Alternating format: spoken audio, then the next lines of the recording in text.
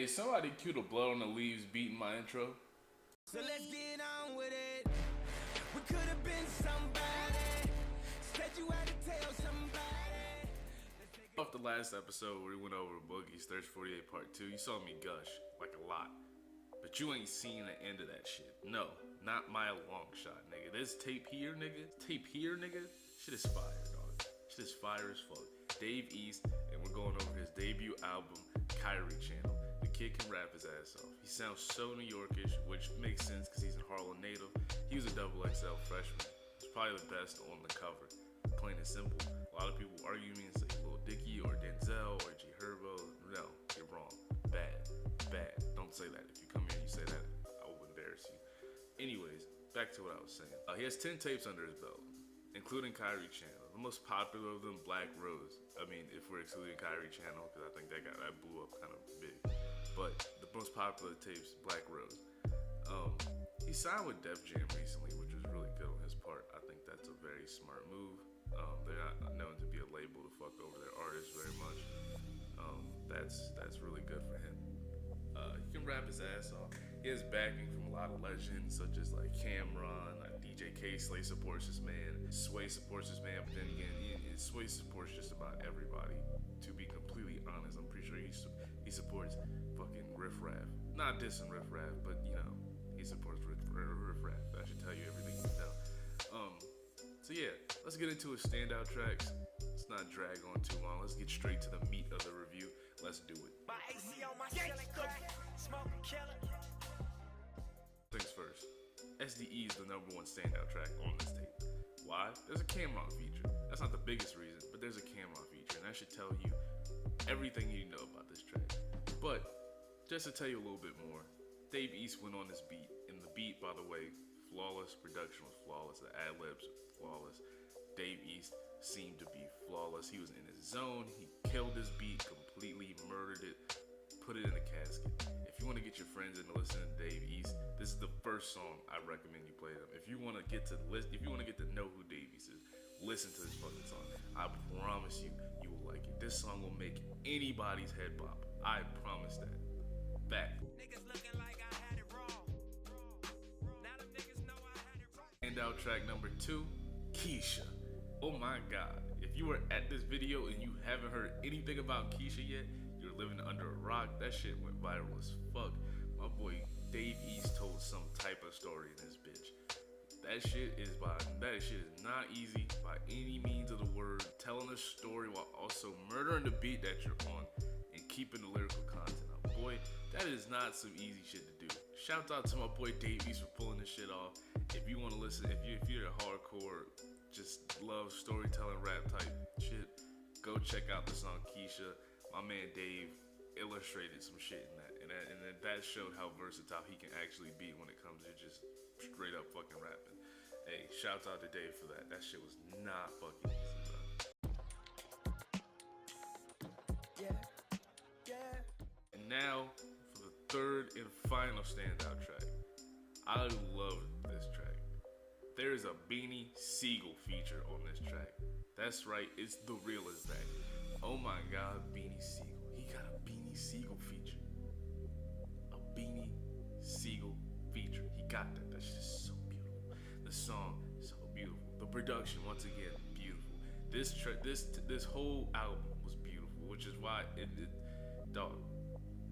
this was amazing. The Beanie actually had a really good verse on here, which is, I wouldn't expect it because you know he's so old, but Beanie had an actually like fire verse on this. That surprised the shit out of me. I didn't think that he still had it in him after all these years. To be completely honest with you, I thought he was done, but you know, not at all.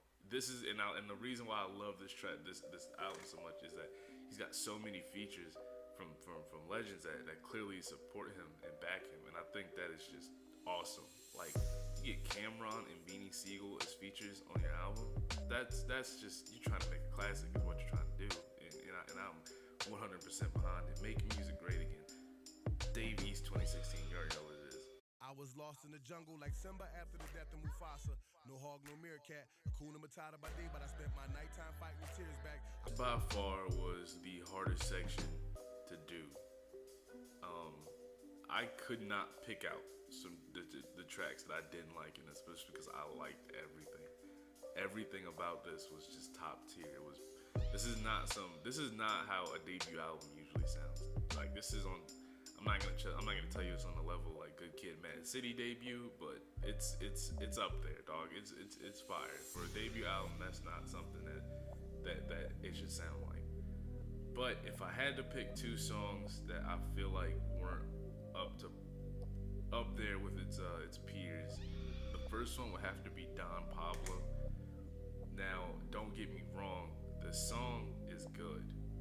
It is by no means bad. It is actually, I'm sad to say this, but as far as how it stacks up to his peers, it's just not at the level as the other songs were.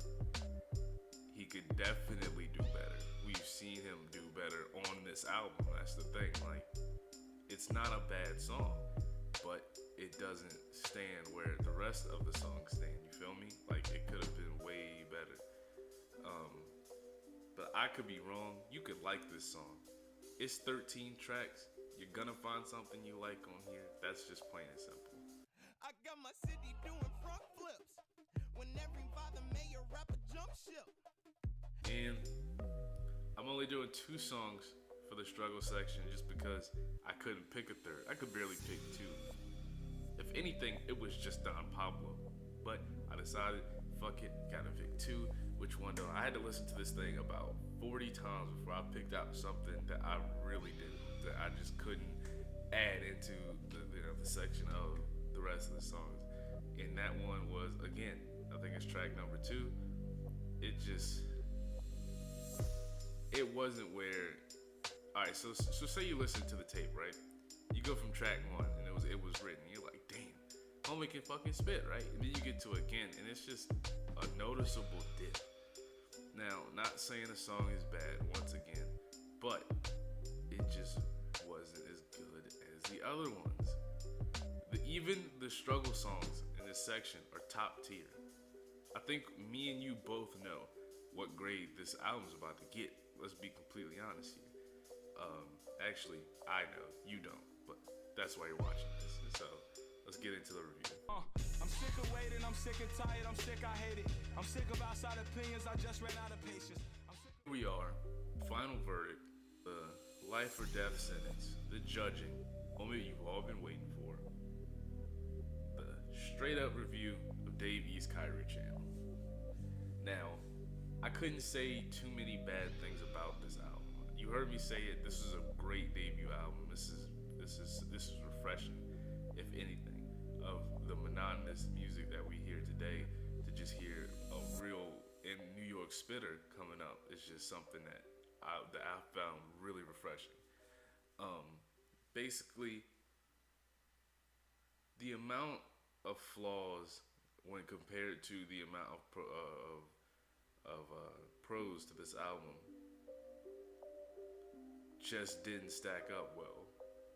Like, there were so many good things about the album that they outshined what was wrong about the album, to the point where I could barely find anything, like, at all. I think maybe he had a little bit too many features for his style. I definitely enjoyed the features, don't get me wrong, but I would like to see some more solo tracks from him. This album was just pure good. Like, that was the only bad thing I could say about it, and it wasn't even that bad of a thing. That's what I'm talking about here. In the last review on Thirst 48 Part 2, I had at least like 4 negative things to say about the album. But here we are with KAIRI channel, and I have like half of a bad thing to say. So y'all know I'm gonna have to give this tape an A-, dog. It's getting an A-. Couldn't give it an A+, but it gets an A-, dog. It's on the scale. It's earned the BH badge of approval. Let's get this money. I'll see y'all in the next video where I'll probably talk about something more indie, and catch y'all later.